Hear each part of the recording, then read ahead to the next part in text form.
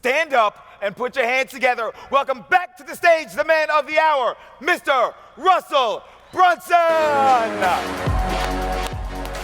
How great has today already been so far? This is crazy. So to put some context in, my favorite living author right now is Ryan Holiday. And we had a chance to sit at his feet for an hour while he explained my favorite book that he's written, which is Perennial Seller. How many of you guys want to go back and read every one of his books now? The first book I read of his was Trust Me, I'm Lying, which if you guys haven't read that is like the most insane roller coaster ride of like what reality actually is happening on the news and media, and it's crazy. Then after that we had Jermaine, which, so I've been doing this now for 15 years.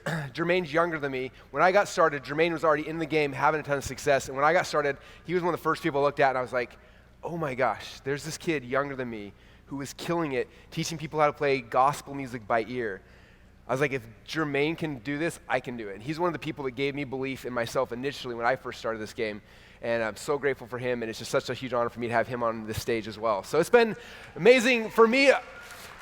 If you can't tell so far, Funnel Hacking Live is all about me. I orchestrate this for all the presenters I want to entertain and educate me, so you guys all get to sit in on it. So I hope that's okay. I try to pick the best ones. So, all right, I've got 8 minutes to go through a quick framework with you guys. You guys okay with that? You want a framework? All right, I'm going to walk you guys through my funnel hacking framework because I've taught this a lot, and I think there's some misconceptions. I'm going to do this for a few minutes, kind of go through it, and then we're going to introduce our next speaker that's going to kind of build on this. So this is what my funnel hacking framework looks like.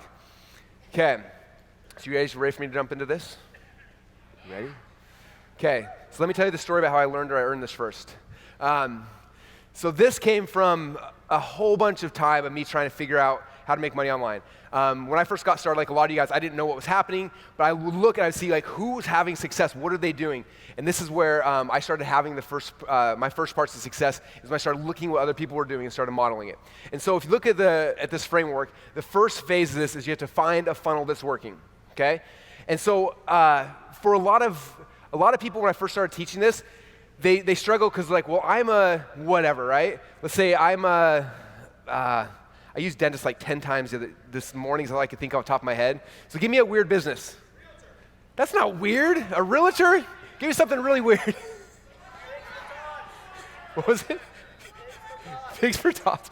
All right, I'm going to go back to the realtor because I don't know what pigs for tots. I can't remember. Okay, so let's say I'm a realtor, and people are like, okay, I'm a realtor. Let me find another person who's having a successful realtor funnel.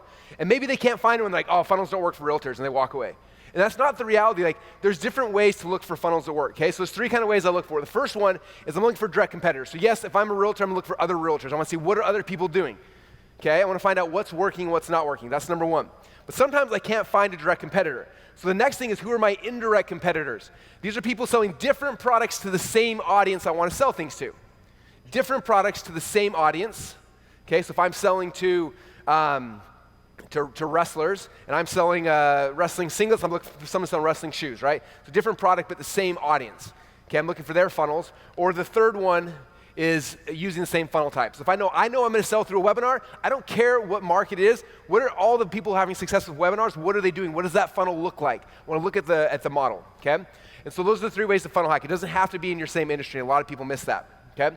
So when I was first learning this process, one of my mentors, who you guys have a chance to hang out with this Saturday after lunch, which I'm so excited, is Tony Robbins. You guys excited for Tony coming back? So Tony said something, I can't remember if I read this or I heard him, but he said this and it had a huge impact on me. He said, if you want to achieve success, all you need to do is find a way to model those who've already succeeded. Okay, and this is true in all aspects of life. I remember when I first started wrestling, you can ask my dad, I was not good. I went out there and I got beat really, really bad. And my first year, I didn't do very good, and then at the end of the season, my dad said, hey, there's a state wrestling tournament, and there's a kid from our high school, from Hillcrest High School, who's going to be, if he wins it, he'll be a 3-time state champ. Do you want to go to the finals? His name is Matt Wood. I'm like, yeah, that'd be awesome. So we went to the finals, state tournament, and we watched all the wrestling, and we watched Matt Wood win the state finals. And the state finals, the move that he used to win the state finals was a little move called a cheap tilt. If you guys listened to my earlier presentation, the cheap tilt is my move now, but it wasn't that time. I watched Matt Wood become a 3-time state champ by doing a cheap tilt. And I got home and I was like, I gotta learn a cheap tilt. And I practiced it on every single person I could jump on, everyone I could grab. I tried cheap tilt, cheap tilt, cheap tilt. I did that every single day of my life the next decade.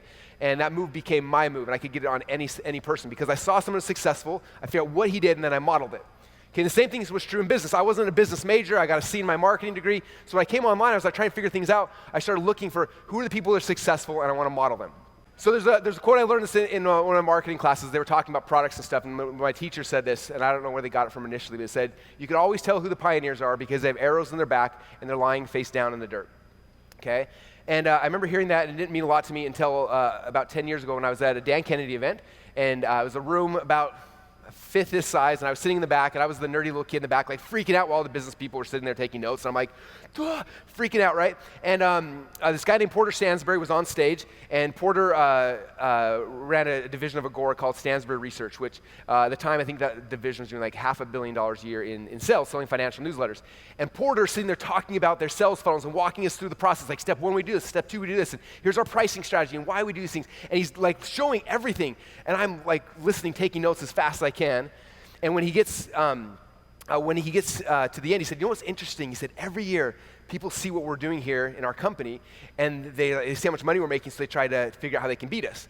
And so the competitors come in, and so the first thing they always try to do is they say, okay, wait, if we come in and we go and we change our prices, we have lower prices, we'll win. So they lower the prices, and he's like, we know that doesn't work. We test every price point. We do it at the price point that works, and they try to beat us by lowering the price. When that doesn't work, they try to do it through a different funnel, a different sales process, and none of them work, and most of them go out of business. He said, don't you understand? He said, at Agora Financial, he's like, we have over 100 full-time copywriters, people testing and tweaking every single thing you can dream of. He said, if you want to try to beat Agora, you can't try to go and outthink us, you have to copy us. I was like, oh my gosh, why in the world would I go try to reinvent the wheel? Where I can sit back and say, okay, well they tried this and they tried this, and they have arrows in the back, arrow after arrow after arrow after arrow. Look at all these arrows. What if I just looked like, what does their funnel look like today? And I look at that and say, well, maybe I'm going to start something kind of like that, and I model that. Okay, and that became this whole foundation of funnel hacking is I started looking like, what are people doing that are successful? Instead of getting all the arrows in my back like they did, let's just start where they left off. And so we start looking for those. So the first step now is find someone successful to funnel hack. Okay, I'm going to go kind of fast because I'm down to 2 minutes. So when I first started my first supplement company, it was selling supplements for people with diabetic neuropathy. And this was the company we found that was a direct competitor, and they were selling something like that. So what we did is we modeled what they were doing. So there's a difference between modeling and copying. This is the big thing I want to make sure we all understand. Copying is unethical, it's illegal, it's not right. Modeling is different, okay? I modeled the framework of this page. I modeled the look, the feel. They had a logo top left-hand corner, I had one. They had a headline, I had a headline. They had a picture of a bottle, I had a picture of a bottle. I looked at the pricing strategy. They had proven that people in this market paid this much for these types of supplements. So we modeled their pricing strategy. Okay, so we started looking at those things and started modeling as close as we could. Okay, so that's the first step in funnel hacking. And again, we're not copying. It's my content, my copy, my product, my page, but I'm looking at what are the things that we know work in this market. Okay, and every market's different. So we want to understand how do people respond to things. We can try to guess, or we can look at what's already working in the market today and start there.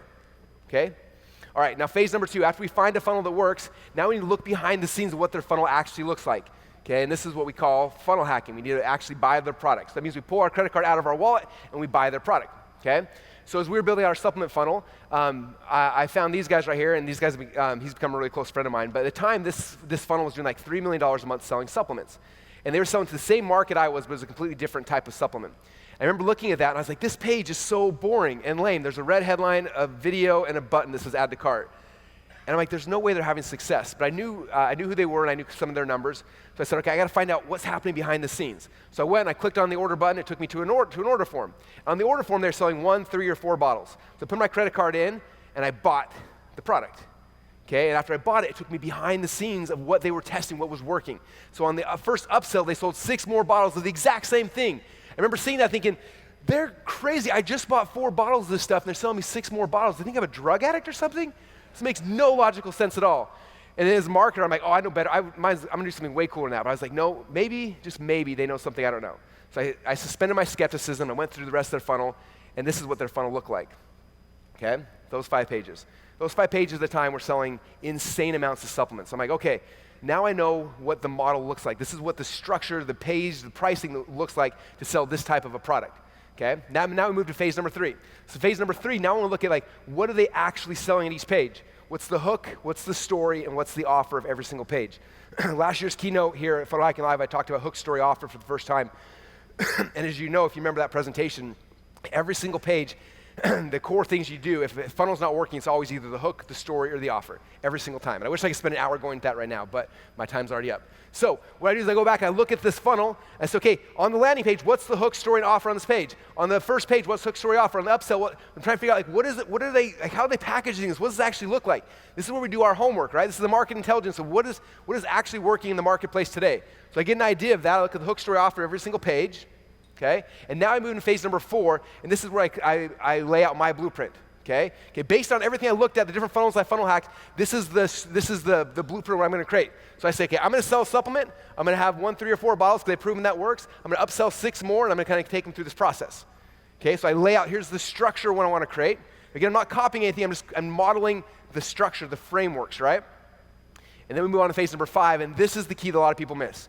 Phase number 5, this is where you apply your art, your stories, your vision into the product. Okay? Again, we're not copying anything. Okay? We're modeling. So for example, my supplement, this was the one we were modeling, that we were funnel hacking. And you notice I followed the structure, but I had my own video, my own stories, my own things. Okay? But we modeled the look and the feel and the layout and the price points, the offers, but we did it with our product. And when we launched that, this company grew really, really big before we had a chance to sell it. Okay? And then from there, we take it and we build it in ClickFunnels. Okay, and so that's the framework for how we funnel hack a funnel. So I want to share that framework with you guys really quick for 2 reasons. Number 1 is because a lot of you guys are funnel hacking live and you're like, I don't really know what funnel hacking means. And so there's the framework. That's where funnel hacking came from. That's where this entire movement began. I started showing people like, look at what's working, and we model it in ClickFunnels, then you can build it out and you can have a funnel that's going to work for your specific business. Okay? That's how every single funnel I've ever built has been based on that. I look at tons of funnels in the markets I'm going into, look at what's working, and then make something and create our own art based on that.